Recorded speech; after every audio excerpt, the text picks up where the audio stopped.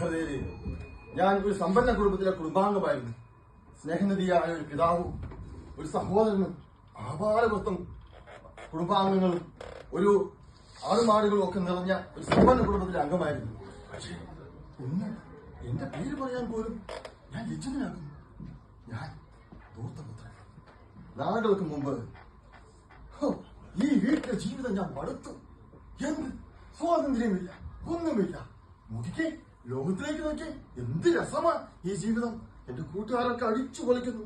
ഞാനാണെങ്കിലോ പ്രാർത്ഥനയും പശ്ചാത്താവും അനുതാവും ഈ കുടുംബം. ഞാൻ മടുത്തി ജീവിതം. അപ്പ എന്റെ അപ്പ എവിടെ? അപ്പ എന്റെ പങ്ക് താപ്പ. ഞാൻ പോട്ടെ അപ്പ. നോക്കിക്കപ്പ, ലോകത്തിലേക്ക് നോക്കപ്പ. താപ്പ എന്റെ പങ്ക്. പിതാവിനെയും കൽപ്പനകളും പ്രമാണങ്ങളും അനുസരിച്ചുള്ള ജീവിതമാണ് നമ്മുടേത്. ദൈവത്തെ മറന്ന് ഇവരെ ആരും അങ്ങനെ ജീവിച്ചിട്ടില്ല. എന്റെ അപ്പന്റെ ഒരു കൽപ്പന പ്രമാണം യഹോവ താപ്പ. നോക്കപ്പ, കൂട്ടുകാർ വെയിറ്റ് ചെയ്തു. ഞാൻ പോട്ടപ്പ. എന്തു മനോഹരപ്പ, അടിച്ചു പൊളിക്കട്ടപ്പ.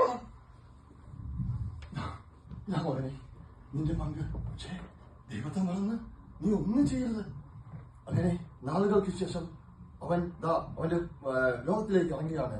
എടാ തുമ്മി ടോട്ടോ പോടാ, ഇന്ന് എന്റെ മകൻ ട്രീറ്റ്. എനിക്ക് മുഴുവൻ സമ്പത്ത് കിട്ടിയിരിക്കുന്നു. എന്നാ കുടിക്കടാ, എന്നാടാ കുടിക്ക, എന്നാ കുടിക്കേ.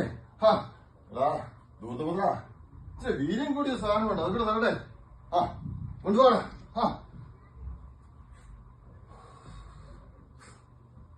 ഓ, എന്ത് സുഖമായ ജീവിതം, എത്ര സുഖമായ രാവ്. ഓ, ഇതാണ് സ്വാതന്ത്ര്യം.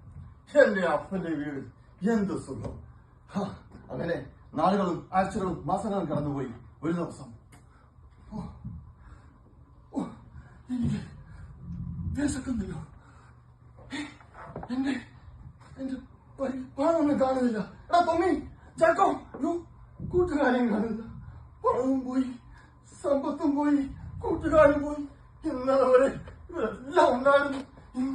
ഞാൻ ഏകനാണ്. അച്ഛാ, എനിക്ക് ഇച്ചിരി ആഹാരം തരുമോ? സിസ്റ്റർ, എനിക്ക് ഇച്ചിരി ആഹാരം തരൂ. എനിക്ക് എന്റെ വിശപ്പ് കാരണം നേരെ നിൽക്കാൻ പോലും പറ്റുന്നില്ല. അങ്ങനെയൊക്കെ നീ ഒരു കാര്യം ചെയ്യേ, എന്റെ പന്നിക്കൂട്ടിലേക്ക് വന്നാലേ ആ പന്നികളെ നോക്കുകയും ഇച്ചിരി ആഹാരം തരുകയും ചെയ്യാം. അങ്ങനെ അവൻ പന്നിക്കൂട്ടിലേക്ക് പോവുകയാണ്. എന്റെ ദൈവമേ, എന്റെ അപ്പന്റെ ഭവനത്തില് എത്ര നല്ല ആഹാരം ഉണ്ടായിരുന്നു. ഞാൻ ഇന്ന് ഈ പന്നിക്കൂട്ടിലെ പന്നിത്തവണമായിട്ട് എന്റെ ഹോബിയോടും എന്റെ ദൈവത്തോടും തെറ്റ് ചെയ്തിരിക്കുന്നു. ഞാൻ തിരികെ പോവും, എന്റെ അപ്പന്റെ വീട്ടിൽ പോവും. എന്റെ അപ്പൻ വീട്ടിൽ ഞാൻ ഒരു ബാല്യക്കാരനെ പോലെ ജീവിക്കും. അങ്ങനെ അവൻ തിരികെ അവന്റെ അപ്പന്റെ ഭവനത്തിലേക്ക് പോവുകയാണ്. ദൂരെ നിന്ന് മകനെ കണ്ട അപ്പൻ, മോനെ, അപ്പനോടും യഹോവയോടും ഞാൻ തെറ്റ് ചെയ്തപ്പോ എന്നോട് ക്ഷമിക്കപ്പ. മകനെ, ആരവിടെ?